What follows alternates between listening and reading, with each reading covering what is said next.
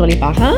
Bonjour Fanny. Allô Steph. Ça va? Ça va bien toi? Oui, on se retrouve aujourd'hui pour un 3e épisode. Et il tombe parfaitement bien puisque nous sommes en plein mois de novembre. Oui. Et qui dit mois de novembre dit fin de la première étape, autant pour les élèves du primaire que du secondaire. Et avec cette fin d'étape vient la remise du bulletin. Ouais. Alors, on se dit que le moment était Idéal, exactement, pour aborder l'évaluation. Bon, l'évaluation, ce n'est pas un sujet qui est simple en soi. Ce n'est pas un sujet sexy du tout, mais on se disait qu'il valait vraiment la peine qu'on l'aborde, qu'on démystifie certaines choses à son sujet. Parce qu'on a réalisé dernièrement en parlant avec différentes personnes dans notre entourage que une petite mise à jour s'impose à propos de l'évaluation. Oui, tout à fait. L'évaluation a beaucoup changé depuis quand notre génération, la génération de parents aussi des élèves, nous étions à l'école. Depuis la réforme de 2001, en fait, ça a changé d'une évaluation des connaissances à l'évaluation de compétences. On va y revenir. Donc aujourd'hui, on voulait prendre l'opportunité que le balado nous donne pour justement faire cette mise à jour-là parce que c'est un sujet qu'on a envie d'aborder avec les parents de nos classes au quotidien, mais le temps nous manque. Donc, on prend la balle au bond. Exactement. Et on utilise le balado pour faire cette mise à jour-là parce que c'est un sujet tellement important. On a l'impression un peu des fois que ça repose sur l'école, sur les enseignants, mais le rôle des parents est vraiment primordial dans l'évaluation à l'école, autant au primaire qu'au secondaire. Oui. Et comme c'est un sujet, comme je le disais précédemment, qui n'est pas simple, on a pris soin de s'asseoir avec une de nos collègues, Tania Roussel, qui est conseillère pédagogique au centre de services. Donc, oui, ce qu'on va vous dire tout au long de l'épisode repose sur notre expérience, mais a été contre-vérifié, si je peux dire, lors d'une très longue discussion avec Tania Roussel. Donc, on est pas mal convaincus que ça va être plutôt solide, qu'est-ce qu'on va vous offrir comme informations. Et pertinent, on l'espère. Oui, exactement. Donc, première des choses, pour parler de l'évaluation, il faut savoir, ça sert à quoi l'évaluation? Oui. Donc, avec Tania, on a comme ciblé 2 fonctions prioritaires de l'évaluation. La première, le premier rôle de l'évaluation, c'est de mesurer, dans le fond, le degré de progression d'un élève face à l'acquisition d'une compétence. Oui, selon ce qui est attendu de lui à ce moment-là de l'année. Exact. Selon la progression des apprentissages, là, en tant qu'enseignante, on a plein de livres qui nous guident à travers tout ça. On va vous épargner ces détails. C'est assez théorique maintenant. Mais donc, vérifier la progression d'un élève dans l'acquisition de la compétence, ça, c'est en gros ce que vous voyez au bulletin ou pendant la correction des évaluations. L'autre fonction de l'évaluation, c'est l'aide à l'apprentissage. Donc ça, c'est quand on va recevoir, corriger une évaluation qu'on a donnée à notre classe et que là, on réalise, oups, telle ou telle notion, c'est vraiment pas acquis, je dois y revenir, je vais réenseigner, c'est généralisé dans ma classe ou pour un élève ou pour un petit groupe d'élèves. Donc, ça va nous permettre de réajuster le tir ou à l'inverse, wow, OK, ça a vraiment bien été réussi, on peut passer à l'étape suivante. Oui, puis des fois, ça arrive qu'on constate qu'un petit sous-groupe d'élèves a des défis ou des difficultés, j'ai voulu dire les deux ensemble, par rapport à certains concepts ou certaines connaissances. Et c'est là qu'on peut créer des sous-groupes de besoins, prévoir de la récupération. Donc, c'est vraiment précieux pour nous, l'évaluation, pour prévoir la suite des enseignements. Dans le but de répondre le mieux possible aux besoins de nos élèves dans notre classe. Exact. Et maintenant, qu'est-ce qu'on évalue? Parce que je pense que l'un des principaux mythes par rapport à l'évaluation, c'est ce qu'on évalue dans le sens où la plupart des parents ont évolué dans un système scolaire, autant primaire qu'au secondaire, où on évaluait les connaissances.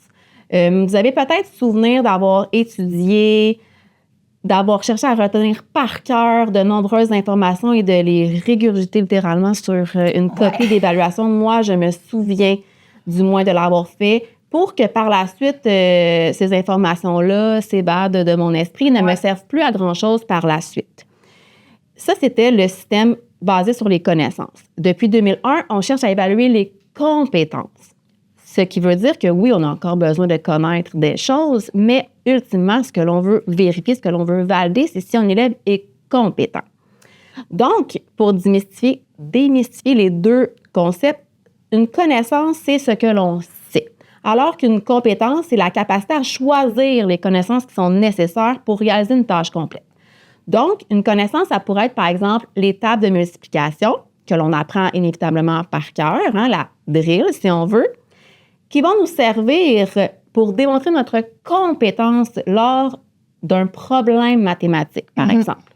Donc, oui, la connaissance est encore essentielle, elle est souvent préalable à la compétence, mais ultimement, ce qu'on veut voir, c'est si l'enfant est capable de démontrer sa compétence dans une situation complexe qui se rapproche de la vie normale, du quotidien, de sa future vie d'adulte, finalement. Donc, oui, ça peut arriver là, qu'on évalue la connaissance de manière isolée pour voir si on peut aller plus loin, si on est prêt à évaluer la compétence, mais ultimement, dans le bulletin, là où on met des résultats, c'est à côté de compétences, donc c'est maintenant ça qu'on évalue. On veut les préparer à la vraie vie, on veut les préparer à du concret. Ouais. Dans le fond, c'est un peu comme un exemple de coffre à outils. Là. Les connaissances, c'est tous les outils qu'on a dans notre coffre à outils. Puis la compétence, c'est être capable d'aller choisir les bons outils et les utiliser de la bonne manière dans telle ou telle circonstance. Exactement. Donc, avec justement cette nouvelle façon d'évaluer-là, le bulletin qui est toujours en pourcentage est parfois différemment interprété par les parents, en fait. Là. Le pourcentage est vraiment là pour montrer où se situe l'élève dans son acquisition de compétences, on répète. Puis le pourcentage, c'est pour que ça parle aux parents, pour qu'ils comprennent bien où se situe leur enfant.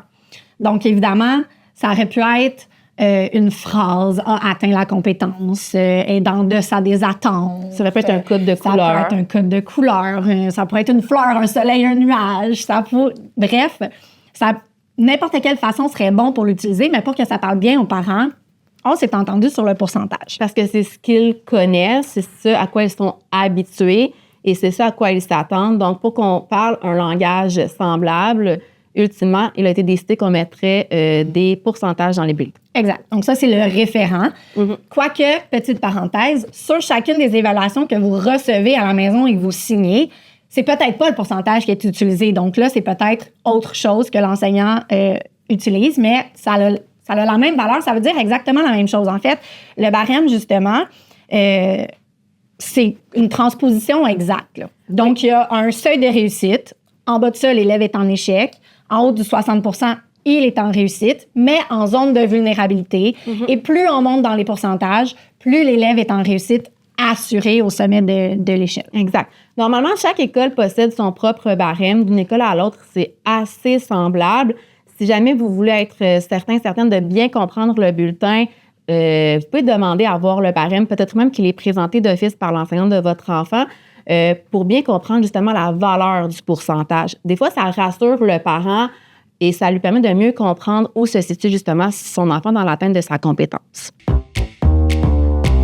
On poursuit maintenant en parlant des différentes formes d'évaluation parce qu'on connaît tous et toutes l'évaluation dite traditionnelle, c'est-à-dire l'évaluation papier-crayon. C'est probablement la forme qui est encore la plus répandue aujourd'hui.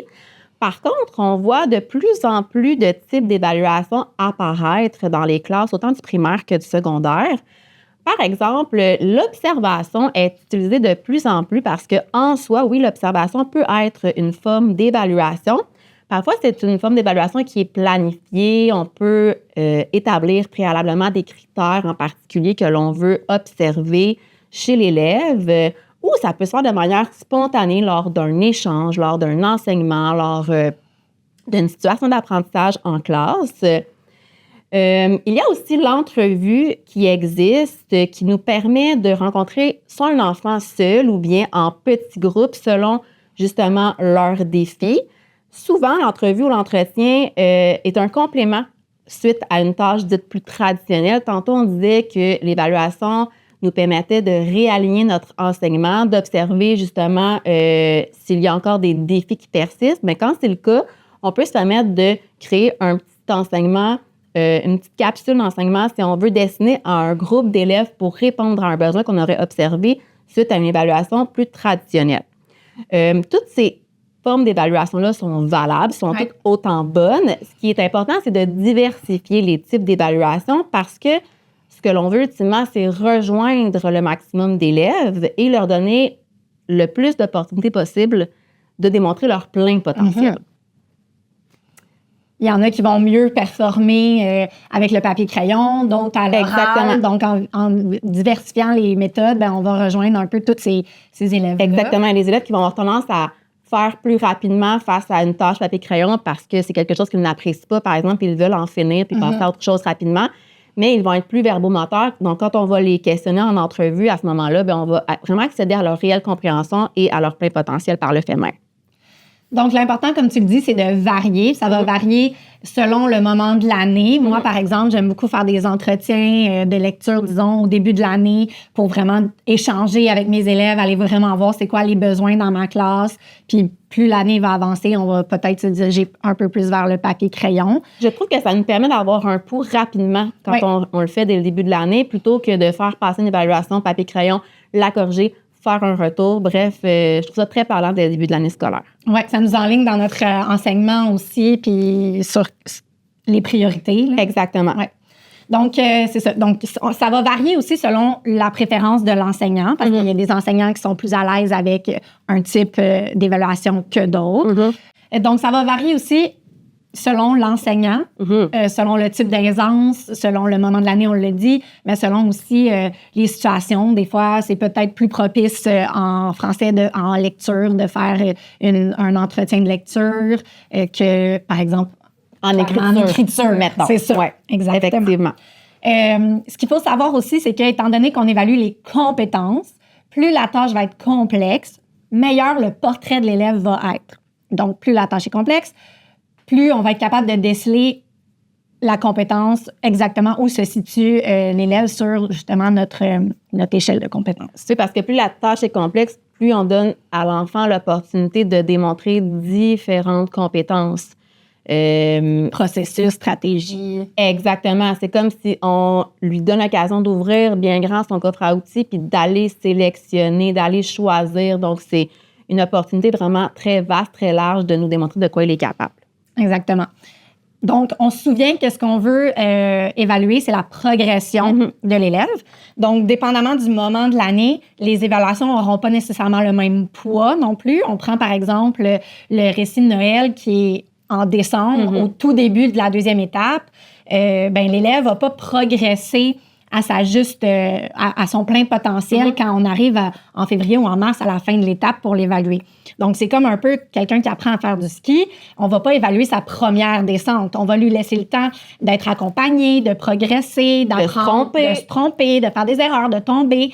Et ce qu'on va évaluer, ce qui va nous permettre de poser notre jugement sur est-ce qu'il est prêt à aller dans une pente diamant, c'est sa dernière descente, en fait. Donc, c'est un peu le même parallèle qu'on fait au cours de l'étape. Exactement. Donc, normalement, l'évaluation qui va avoir le plus de poids dans notre jugement va être celle qui va s'être déroulée le plus tard dans l'étape, le plus près du bulletin. À moins que cette évaluation-là n'ait pas été un succès puis qu'on la mette complètement de côté. Mais généralement, c'est cette évaluation-là qui a le plus de poids. Puis si on ne s'en sert pas pour la mettre au bulletin, on va s'en servir comme aide à l'apprentissage, absolument, comme on a dit au début. Donc, c'est pas une évaluation perdue, ça nous sert quand même, mais on va juste décider de comment on l'utilise, en fait. Exactement. On a parlé des différents types d'évaluations qui existent et ça nous a poussé à se demander si tous les élèves d'une même classe doivent être évalués nécessairement de la même manière. Et ce que Tania nous disait, c'est que les critères d'évaluation doivent absolument être les mêmes pour tous les élèves. Donc, ce qu'on évalue doit être pareil pour tous. Par contre, comme les besoins des élèves, eux, sont différents, c'est possible qu'on doive intervenir de manière différente, donc pallier en quelque sorte à leurs besoins, à leurs difficultés. C'est ce qu'on appelle la différenciation pédagogique. Pour bien illustrer ce que c'est la différenciation, on peut prendre par exemple l'examen de conduite. Si moi, je dois aller passer mon examen de conduite, mais que je laisse mes lunettes de vue à la maison, il y a de fortes chances que je ne sois pas en mesure d'exprimer, de démontrer pleinement mon potentiel parce que ma vision ou plutôt ma problématique de vision va faire en sorte que je ne ferai pas les bons choix, que je vais être imprécise dans mes mouvements de conduite, que je ne serai clairement pas sécuritaire. Donc, le fait d'avoir mis de côté, d'avoir oublié ce qui habituellement m'aide à démontrer mon plein potentiel m'empêche littéralement d'être à mon meilleur, finalement. Et pourtant, tu es capable de conduire. Exactement. Donc, dans le fond, on rend l'évaluation équitable pour tout le monde. Exact. Parce que c'est vraiment de démontrer l'élève qu'est-ce qu'il est capable de faire si on isole ses faiblesses-là, ses besoins-là qui sont... En classe, c'est la même chose. Si, par exemple, on a un élève qui a tendance à se décourager facilement face aux tâches de grande envergure, comme les situations problèmes, les situations d'écriture, et qu'il a tendance à soit faire le strict minimum, ne rien faire du tout, ou faire une seule partie de la tâche, à ce moment-là, on pourrait l'encourager, l'accompagner en coupant la tâche en petits morceaux. On appelle ça le morcellement de la tâche, de manière à ce qu'il y aille étape par étape et que finalement, il en vienne à produire une tâche complète pour démontrer son plein potentiel. Donc, à ce moment-là, on isole sa tendance à peut-être manquer de confiance, à être découragé facilement pour qu'au bout du compte, il soit capable de nous démontrer réellement de quoi il est capable. Souvent, on les connaît, nos élèves aussi. Donc, on reçoit une tâche où on les voit aller puis on se dit, je le sais qu'il est capable de beaucoup mieux. Puis c'est ce qu'on va rechercher. On va chercher ce que l'élève est capable de nous donner si on isole justement les défis un peu. On pourrait même, dans certains cas, isoler un concept. On sait que c'est un seul concept qui n'a pas été bien compris par l'élève, qui nous empêche de le laisser poursuivre la tâche. On pourrait lui donner une piste pour qu'il puisse poursuivre. Oui, ça le pénaliserait. On le verrait qu'il a un enjeu par rapport à un concept en particulier, mais on le verrait aussi capable de fouiller dans son coffre à outils pour compléter la tâche. On est rendu à un gros morceau, le jugement professionnel. Bon, ça aussi, je ne suis pas certaine que les gens sont conscients que ça fait partie de l'évaluation aujourd'hui. On l'a effleuré un petit peu sans le nommer depuis le début de l'épisode. Mais... Parce que là, on a déjà nommé que l'évaluation peut prendre différentes formes et que c'est préférable qu'on varie ces formes-là pour répondre aux besoins des élèves. Mais en plus de ça, il y a le jugement professionnel qui entre en ligne de compte avant de déterminer une note qui paraîtra au bulletin. Donc, qu'est-ce que le jugement professionnel? C'est le fait de mettre tous les éléments, justement, qu'on doit tenir en compte pour établir une note. Donc, qu'est-ce qu'on a enseigné jusqu'à présent? À quel point la tâche est complexe ou simple? Quelle est l'aide que j'ai apportée à l'élève?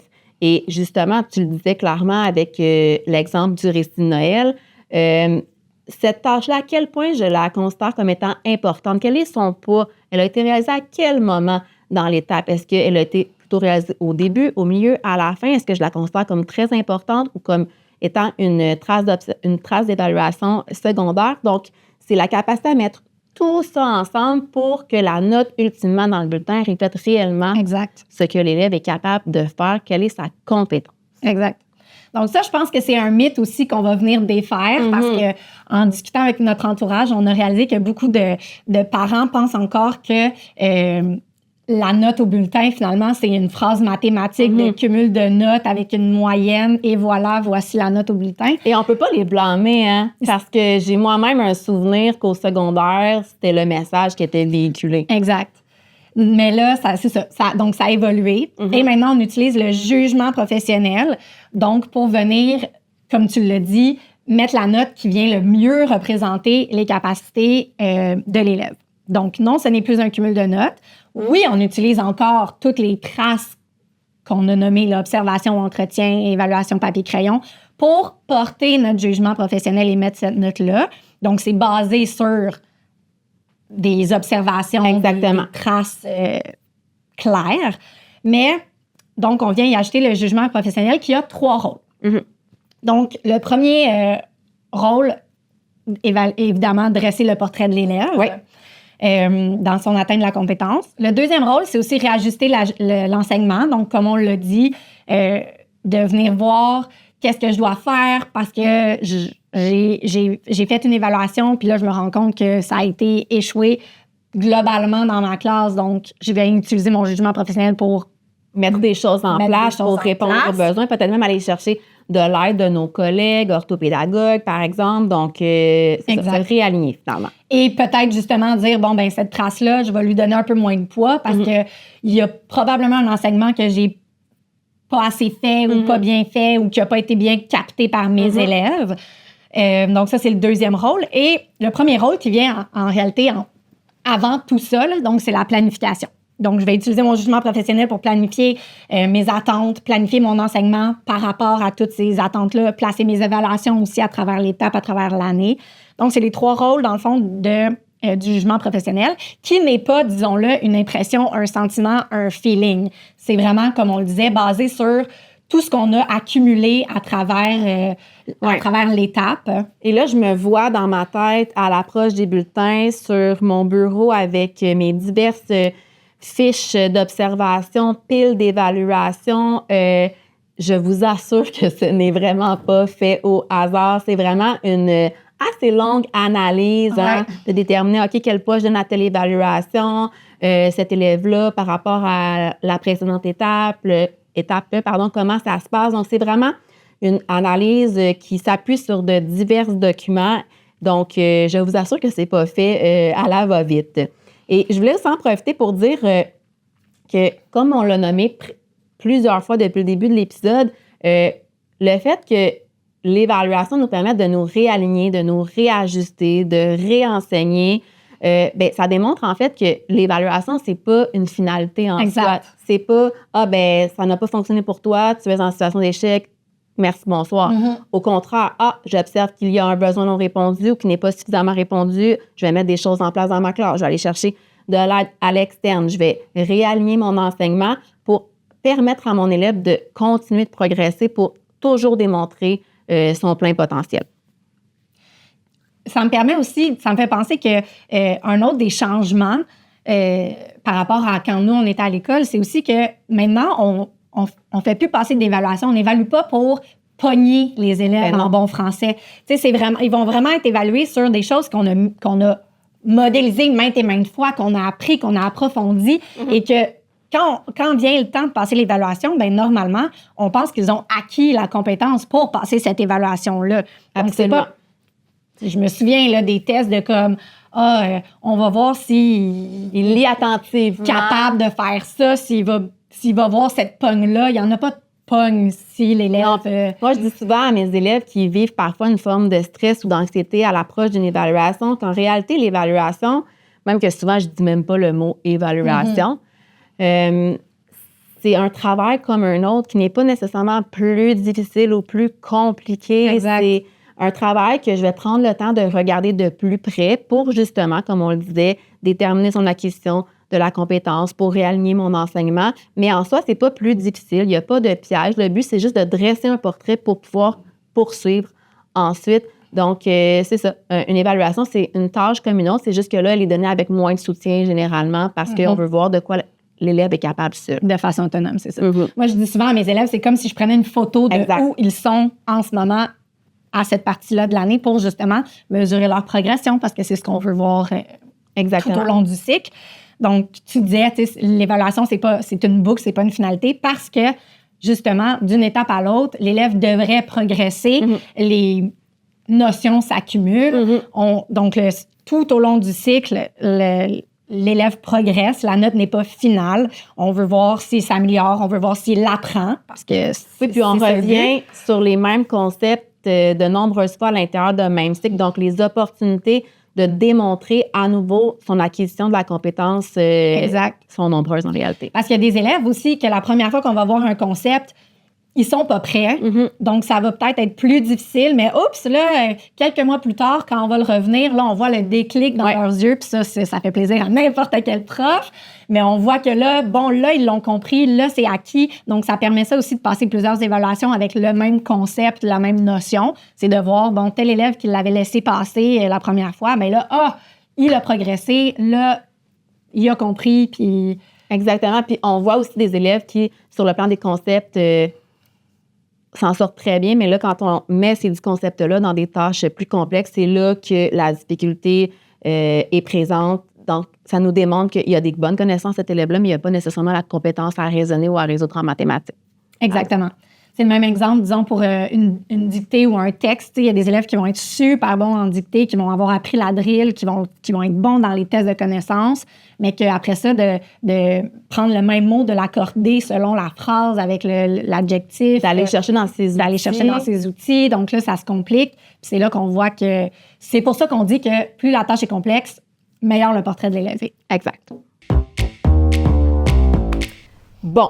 On a nommé énormément de choses jusqu'à présent par rapport à l'évaluation. On le disait d'entrée de jeu, ce n'est pas un sujet qui est simple. Donc, je pense que de résumer les grandes lignes jusqu'à présent, ça ne fera pas de tort.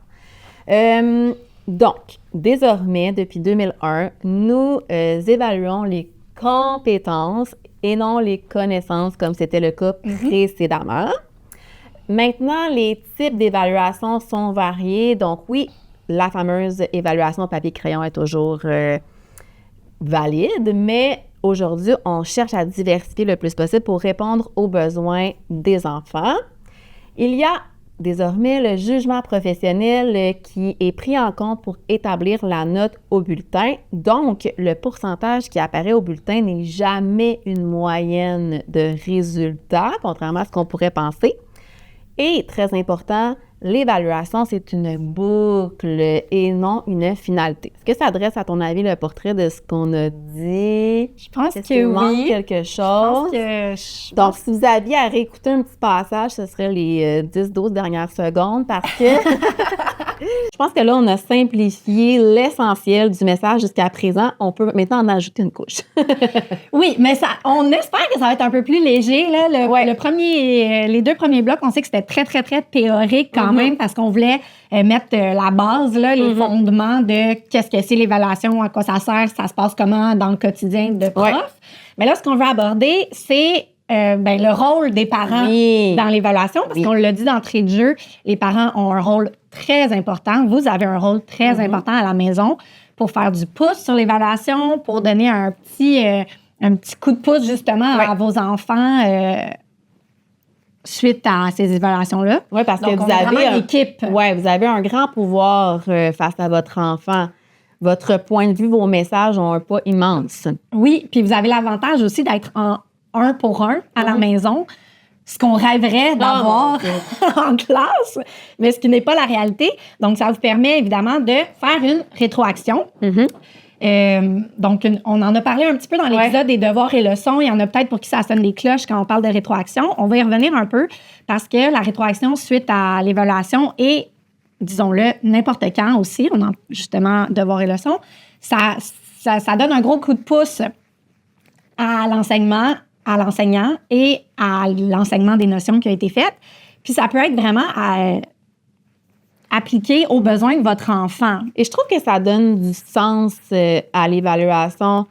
Il y a certains élèves, certainement, qui ont l'impression qu'une évaluation donne une note et qu'une note génère une réaction du parent. Exact. Beaucoup d'enfants font cette équation-là, j'en suis certaine. En fait, on le voit, il y a des élèves qui le nomment, qui disent « Oh non, ma mère, mon père va dire ci, va faire ça. » Bon.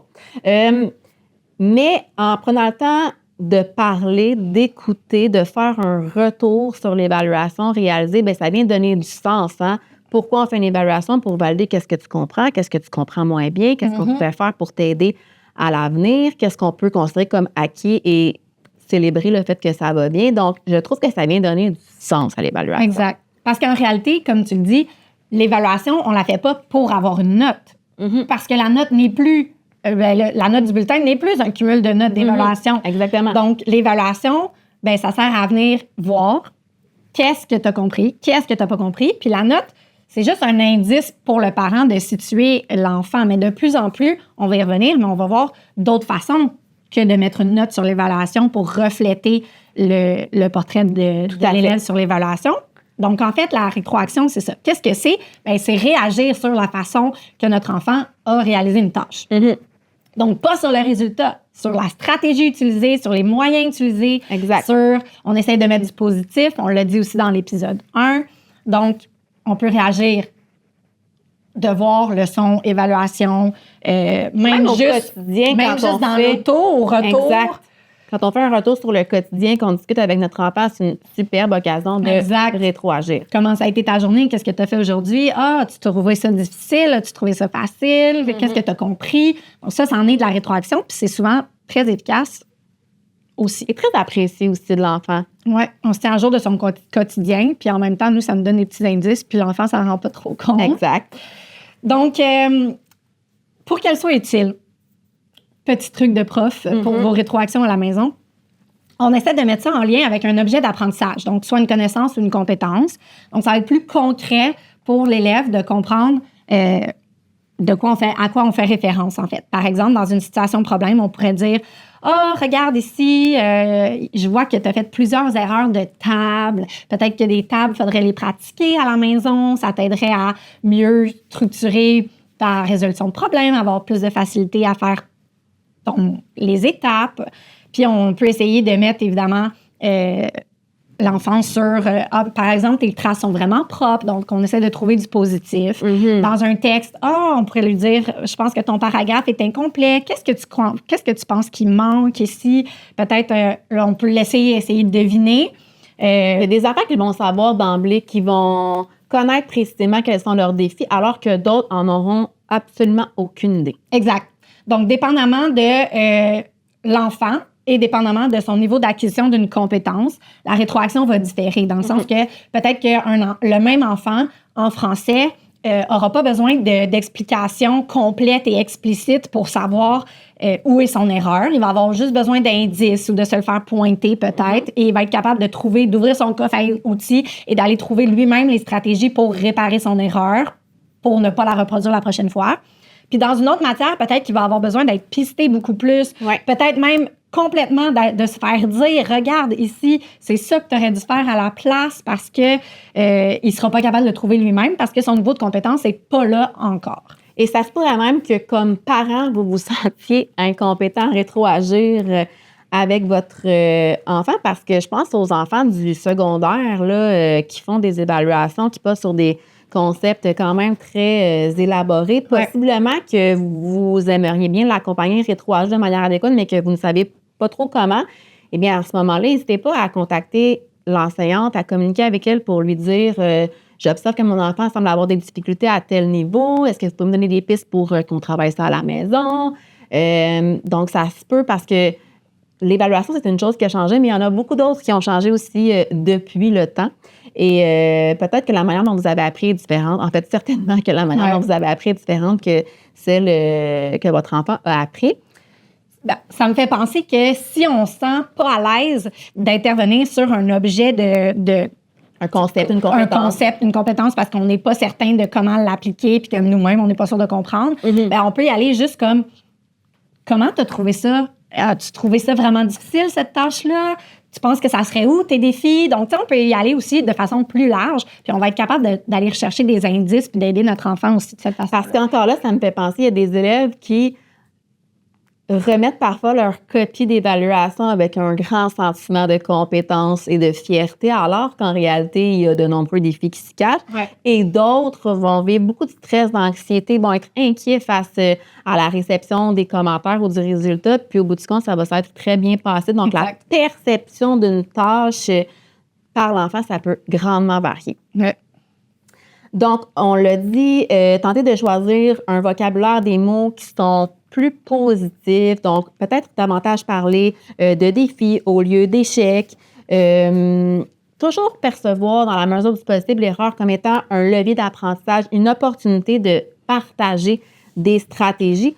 Encore là, de manière à ce que la tâche soit significative et utile.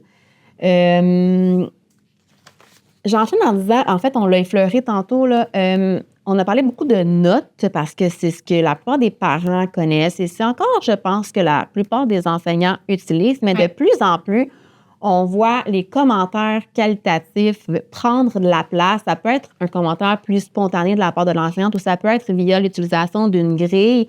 Donc, possiblement que sur certaines copies d'élèves de votre enfant, il n'y a plus de résultats. Et là, quand je parle de résultats, oui, ça peut être le fameux pourcentage, mais ça peut être la cote A, B, C, D, E. Il y a des écoles qui utilisent d'autres types de cotes aussi.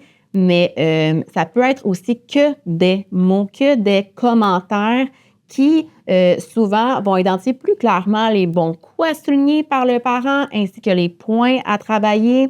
Je pense que les commentaires qualitatifs risquent de faciliter la rétroaction du parent,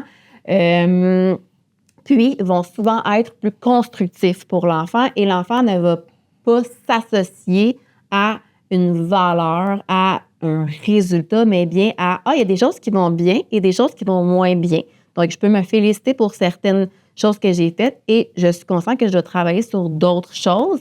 Donc, je pense que c'est quelque chose qu'on va voir de plus en plus. Je pense que oui.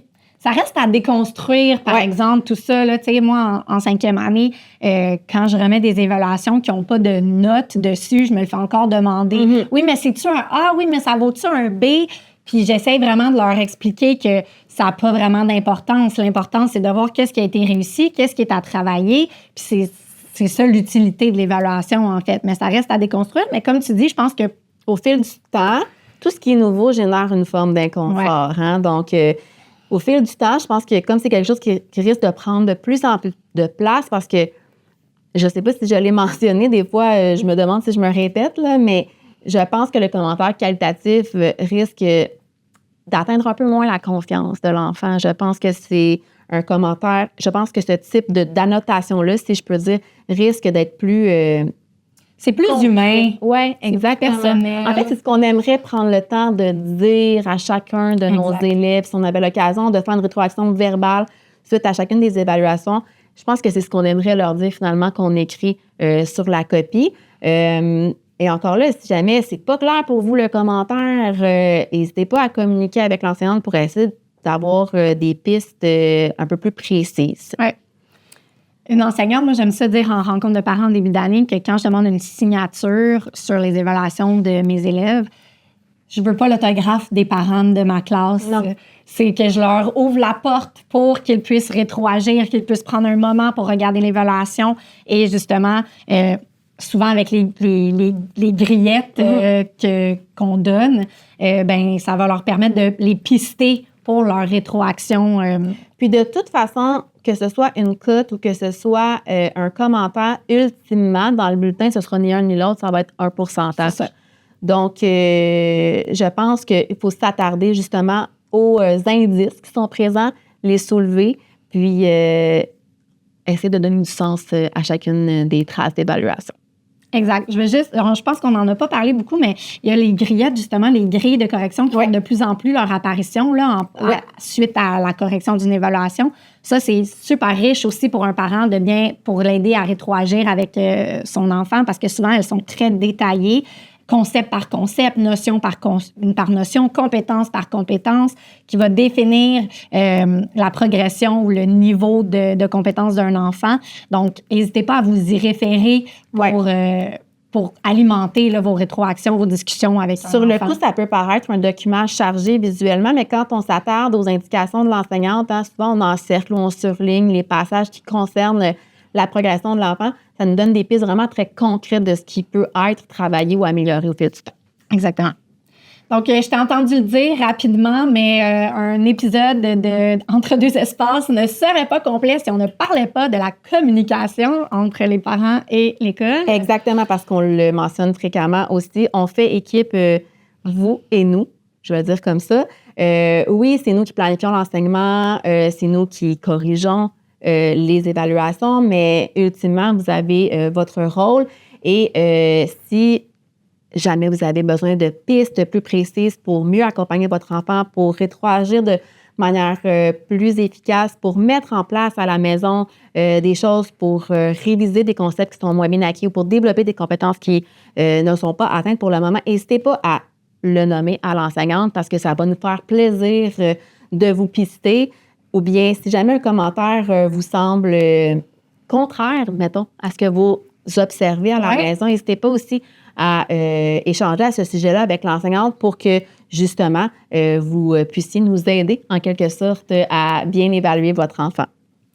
Exactement. Fait que ça fait le tour de ce gros sujet qui était l'évaluation. On espère que, malgré la lourdeur là, de l'information, que vous avez retenu certaines pistes qui vont vous servir à la maison parce que, on le répète, mais on trouve que c'est un sujet quand même important d'aborder, de transmettre aux parents notre vision et de la chose à l'école. Mais ça va au-delà de notre vision dans le sens où l'évaluation a vraiment changé.